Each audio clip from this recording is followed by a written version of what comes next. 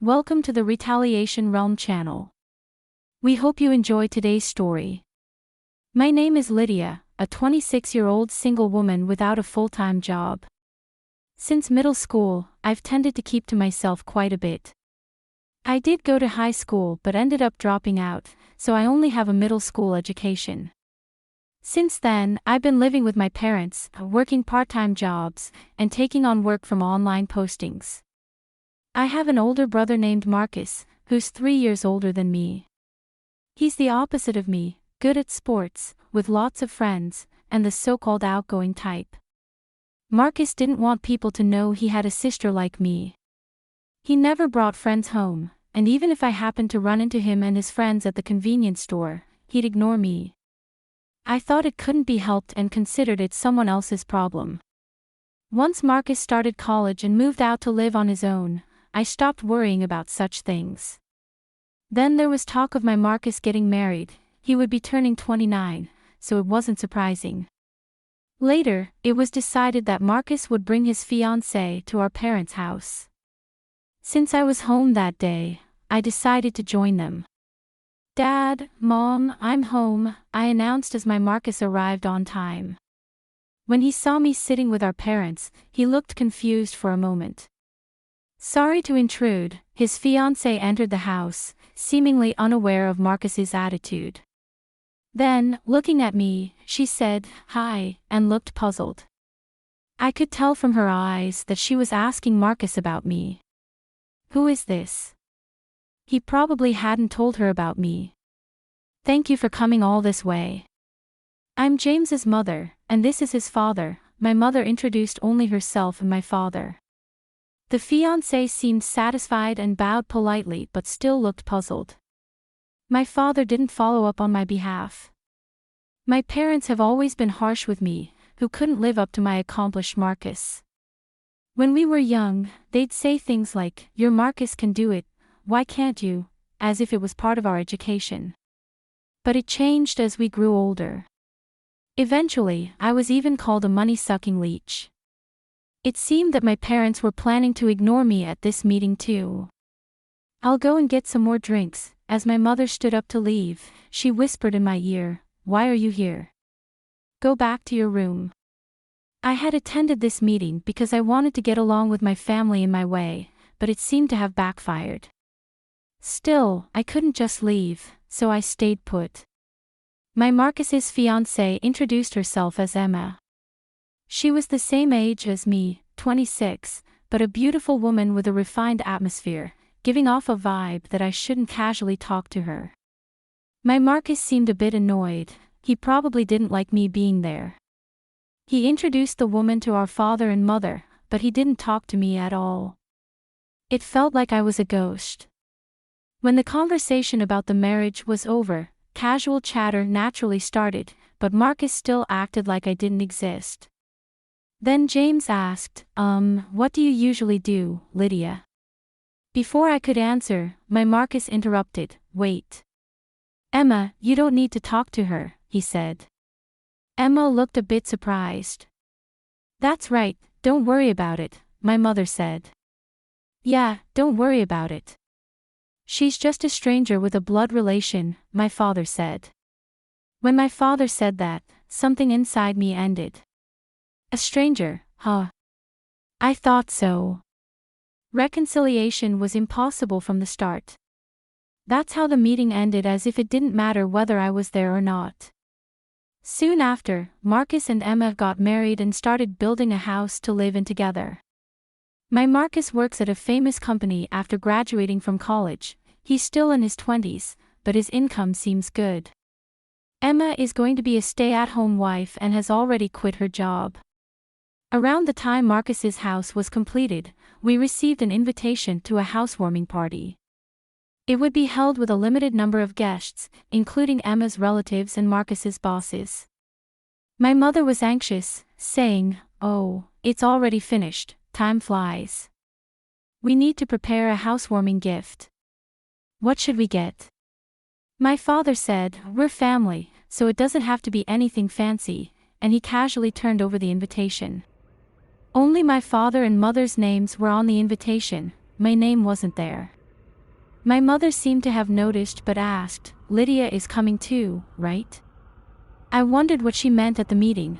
They had introduced me in such a horrible way. "It's fine if I'm not invited," I declined, but my mother insisted, "No, you're coming. I'll make arrangements." So, I ended up going to the party. On the day of the party, it suddenly started raining. My parents and I took a taxi to Marcus's house. Marcus and his wife didn't come out to the front yard because of the rain to welcome their guests at the entrance. As soon as we arrived at Marcus's house, my mother said to me, "You pay for the taxi," and got out of the car with my father first, without umbrellas. They both hurried toward the entrance. So, that's why. I thought. There was quite a distance between Marcus's house and ours. I thought it was extravagant to take a taxi. I was the one called to pay for the car. After I paid, I ran towards the entrance, and Emma asked me, "Who are you?" I had only met Emma once before, maybe she had forgotten me. I thought so and introduced myself, "I'm Lydia, James's sister." But she said with a smile, "Aw, the high school dropout. Neat. We didn't invite the parasite living off a parent," Emma said casually with a smile. My Marcus, who had just returned from showing someone in, came out too. He said to me with disdain, "Why are you here?" "Hey James, I told you not to invite her." "Why is she here?" "Well, I don't know either." My Marcus didn't want to invite me after all, and Emma changed her attitude once she knew about me. She's worse than my Marcus and parents. Would it have been better if I didn't come? I asked Marcus cautiously. "Yeah, I'm a stranger because of my low education." Not finishing high school doesn't even count as an education, right? Could you please leave the property quickly? Emma followed up on what Marcus said like she was siding with him, her expression remaining calm the whole time, which was truly terrifying. Understood. I turned on my heel.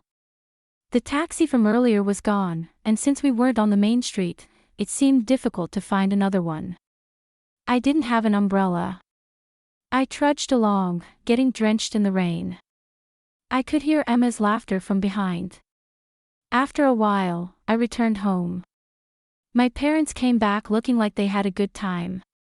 They saw my face and asked, "Why did you leave suddenly? Couldn't even call a taxi for the way back." "You're so useless," my mother complained, as if it were a matter of course. "Sorry, I suddenly had a stomachache," I lied to cover it up. "For such a reason you left on your own. You're hopeless. Make sure to give the gift later, you're an adult," my father told me. Speaking of which, I had prepared something to give at the party, but I brought it back without giving it. I wanted to send it by mail, but I didn't know the address. I could ask my parents, but the atmosphere was awkward, so I contacted my Marcus. "I want to send a gift, can you tell me the address?" This was the only reply from Marcus. "I don't give my address to strangers." I let out a sigh. Is it really fun to exert dominance over me in private, not just embarrassing to introduce to others? I couldn't help but be amazed. It might not be just my Marcus who's sending these messages, maybe Emma is also typing and laughing out loud. Either way, it's ridiculous. I gave up on sending a congratulatory gift with the meaning of Marcus and his wife at their housewarming party. I decided to leave home, realizing I couldn't get along with my family anymore, and opted to live on my own. While I didn't have a full-time job, I had some savings from my part-time work, allowing me to rent a room for myself. Since it wasn't much to live on, I decided to try streaming videos in my spare time. I was already interested in watching streams as a hobby and was adept at identifying trends among popular streamers and ways to increase views. When I started doing it myself, I began making tens of thousands a month, with the amount growing to cover my living expenses. I then decided to invest the surplus money, and the investments went well. Eventually, I ventured into running a small company, importing and selling goods. I found myself busy in a fulfilling way every day. Unlike living at home, I didn't have a family complaining about my computer use. A few months later, I received a call from my parents, who hadn't contacted me since I left home. "We want you to help James financially," they said. "Why?" I asked, genuinely curious. I wondered what could have happened to the person who had just built a new house. My parents slowly began to explain the situation.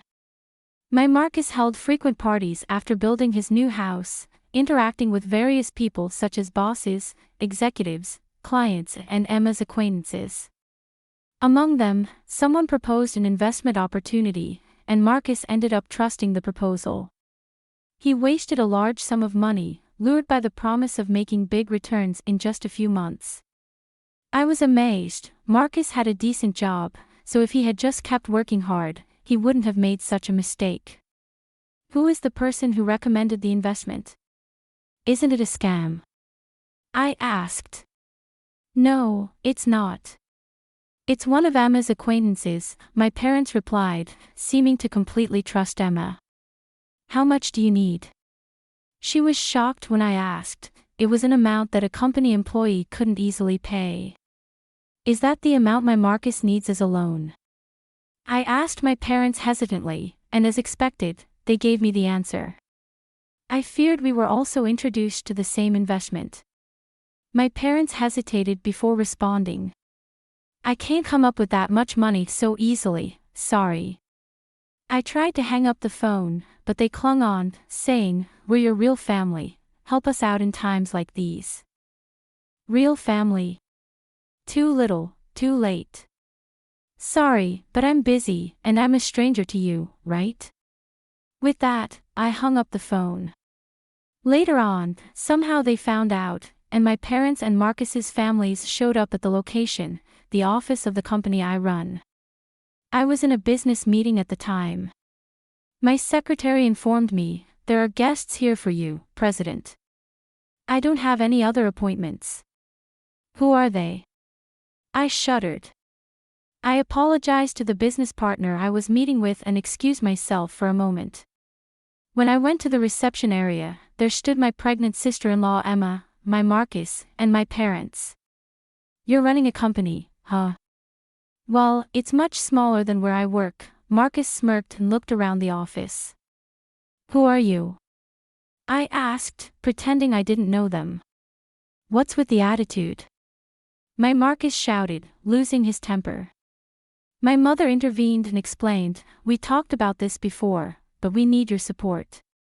You're running a company, so you can help us out, right?" My mother shamelessly asked for money, as if it was the most natural thing in the world. "Yeah, it's an important time for our family. Emma is about to give birth, and the child's growth isn't good, so we need to see a good doctor." "Please, Lydia," my father and Emma chimed in, acting as if it was my duty to pay off everyone's debts. Employees occasionally walked by the reception area, glancing over with concern, wanting to get rid of them as quickly as possible. I said, "Please leave, you're causing a disturbance," I firmly stated. My Marcus exploded with anger again. "What? Are we a disturbance? We came all the way here, and that's how you talk to your family," he yelled. The employees passing by stopped in their tracks, facing them. My Marcus started to make a scene. "Do you all know this girl dropped out of middle school? She was a shut-in, no NEET." He seemed intent on humiliating me if I didn't give him the money. However, the employees responded with words Marcus didn't expect. "We know, everyone knows." The president's background. Me too. The president hires many people from similar situations. Is there a problem? My Marcus, who usually socializes only with highly educated and high-income people, seemed caught off guard and stammered, Instead, my father said, "What a pathetic company, just a gathering of needs." My Marcus chimed in, "Exactly, companies that do business with a place like this can't be any good either." He yelled loudly. At that moment, the president of the company I was meeting with, who had been waiting in the reception room, came out. He must have heard the shouting. My Marcus's face went blank and then turned pale as he looked at the man. He lowered his gaze. "What's wrong, James?" Emma asked Marcus. "Idiot, don't say my name," he muttered. My Marcus whispered to Emma, but it was too late. "James? James, oh, it's you." The company president walked straight up to Marcus and looked at his face. "You're the guy who always falls, Mr. Long, the division manager, right? We owe a lot to your company." His company was also a client of Marcus's company. My Marcus was sweating profusely from every pore on his face. I guess I'm not memorable since we're not a big company." When the president threw my Marcus's words back at him, my Marcus went, "Oh," and froze up. My father, mother, and Emma also sensed the trouble and fell silent. I apologized to the president again, ignoring them. "I'm sorry for taking up your valuable time. I'll ask them to leave."